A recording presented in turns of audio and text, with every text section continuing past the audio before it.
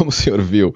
Professor, Lula, Zelensky, marcou a reunião, não foi. Como o senhor interpretou? Né, eles falam que a agenda, dá para acreditar que é mera questão de agenda? Porque quem é o espacinho vai, né?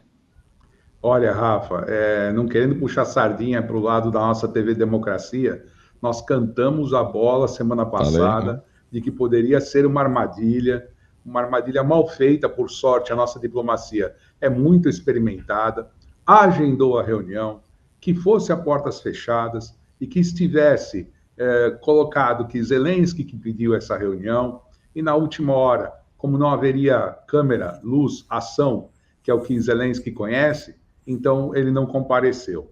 Lógico, existem problemas de agenda, eu não nego que isso acontece, principalmente quando as bilaterais se estendem um pouco mais. Conversemos nós aqui, né, Rafa, Bruna? Se a gente estender 5 minutos cada entrevista, vocês estouram o tempo. Isso acontece mesmo na diplomacia, mas tem que ser controlado. E o que aconteceu foi, mais uma vez, a chegada de um pedinte, um capacho do Ocidente, desculpa aqui colocar uma opinião extremamente pesada, no meio de uma reunião importantíssima, que onde quem se destaca nada mais é do que o nosso presidente Lula, chamando a atenção do mundo para por que insistir com a guerra. Os dois lados têm que conversar. Isso é muito difícil. Então, nós temos que estar atentos a isso e parar também, Rafa, Bruna, de dar ouvidos para quem quer colocar o Brasil uma posição abaixo, que nós temos que ficar quietos, que nós não devemos fazer isso. Nós devemos manter a equidistância, mas temos que participar, sim, de todos os acordos internacionais que envolvem a paz. A paz é interessante para todos, porque melhora o ambiente de negócios, Rafa. Ela melhora o ambiente de negócios, permite que as coisas comecem a fluir. Não se fala em paz somente por questões humanitárias também. Agora, no caso dos Estados Unidos e dos seus aliados, existe sim um combate feroz e desleal, muitas vezes, contra a parceria China-Rússia, que acaba gerando essa situação de tensão. Então, é realmente uma situação muito triste. São recados muito importantes, né, professor?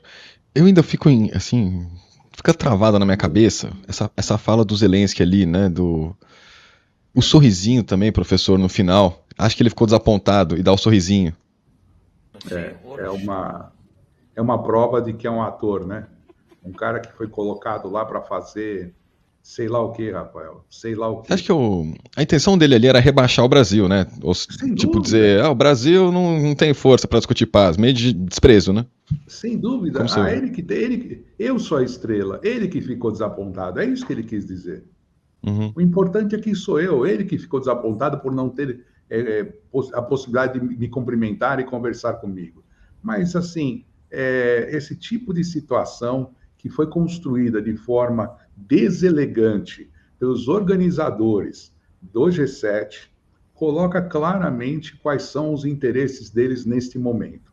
Não é sanear a finança mundial, não é equalizar o problema da economia, da energia internacional e dos problemas da poluição e do aquecimento, mas sim abastecer, infelizmente, a Ucrânia, que é um país com dificuldades históricas na sua retomada de crescimento, e abastecer de armas para colocar o mundo, mais uma vez, numa situação de cheque, visando atingir concorrentes como a Rússia e indiretamente a China. Grupo. Pois é. Eu queria, James, falar com você, né? Se você acredita que esse desprezo, porque lembrando, né, gente, recapitulando como eu falei no começo do programa, né, aqui no meu comentário, a primeira pessoa a pedir um encontro com Lula foi o Zelensky. E agora, depois dele, eu acho, não sei se você concorda comigo, James, que depois dele ver que que o G7 está praticamente apoiando ele e do anúncio de que os Estados Unidos vai investir 357 milhões de dólares, né, para apoiar em armas e o que for preciso a Ucrânia, ele acabou rejeitando o Brasil que estava adotando, né, que o Lula adota um discurso de neutralidade, né? Se você acha que foi por isso que o Zelensky acabou nos dando uma escanteada. Essa tentativa, Bruna, de escantear o Brasil e colocar nesta ironia que o Rafa lembrou, que Lula teria ficado desapontado por não ter podido falar com Zelensky, é daqueles fatos geopolíticos e diplomáticos que jamais vai ser esquecido. Que jamais vai ser esquecido.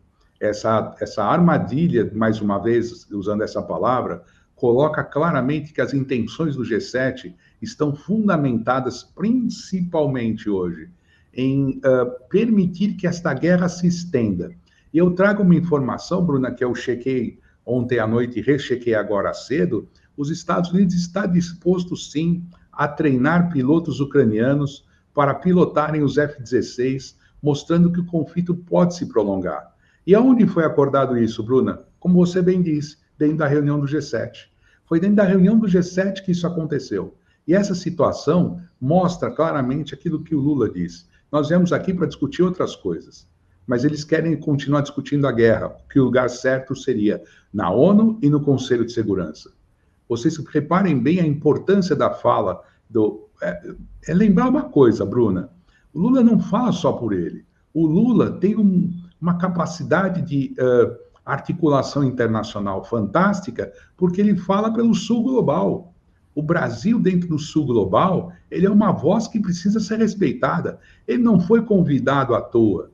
Nós fazemos parte de um conjunto de grandes economias, e nós fazemos parte ainda da solução, ou uma das soluções, dos problemas ambientais que nós temos hoje no planeta.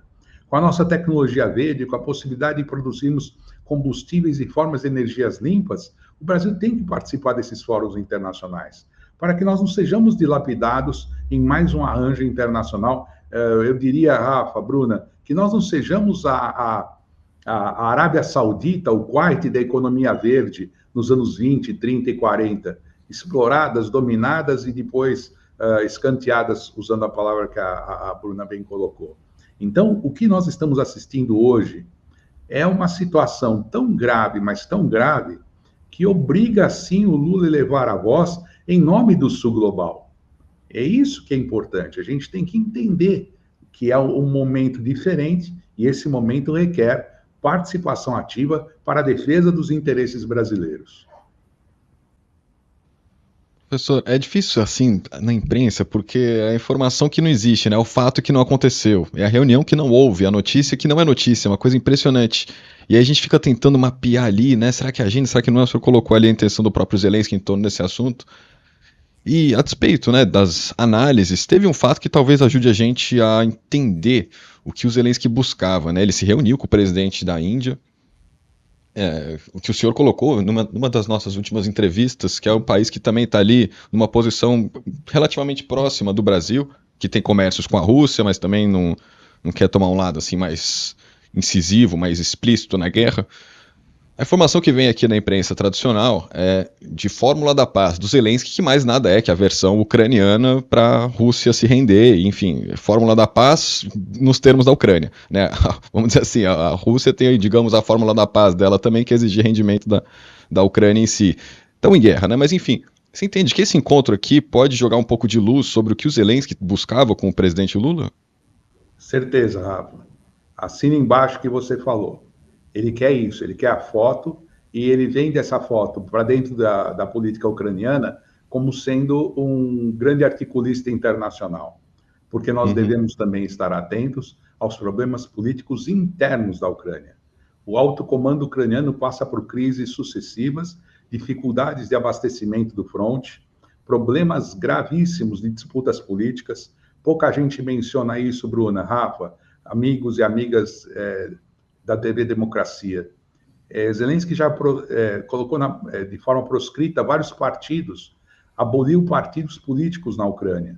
Toda aquela voz que se levanta contra esse caos que foi instalado pela invasão, não vamos negar isso, Rafa, pela invasão, mas principalmente por essa subordinação da Ucrânia a emprestar a sua história, a emprestar o seu território para se transformar numa bucha de canhão dos interesses da OTAN e dos Estados Unidos, colocam o Zelensky sempre no fio da navalha. Então ele precisa provar internamente que ele é muito forte. E isso é usado toda vez que ele tem essa oportunidade. As vestimentas nem precisa comentar, né? É como se ele estivesse vindo do front. como se ele estivesse lutando, e lógico, simbolicamente para o povo ucraniano, eu até entendo, mas é muito importante que a gente saiba que essa dualidade interna e externa coloca este cidadão como um dos caras mais perigosos do mundo hoje. Isso não significa ficar vendendo a ideia de que a Rússia é a boazinha da história, hein, gente? Não é isso que a gente está falando. Mas que Zelensky é um perigo do ponto de vista político, porque, além de tudo, ele está numa área, Rafa, de muita influência, tanto para o norte da Europa quanto para o sul, e isso pode gerar atritos em outras instâncias. É por isso que a gente tem que tomar cuidado.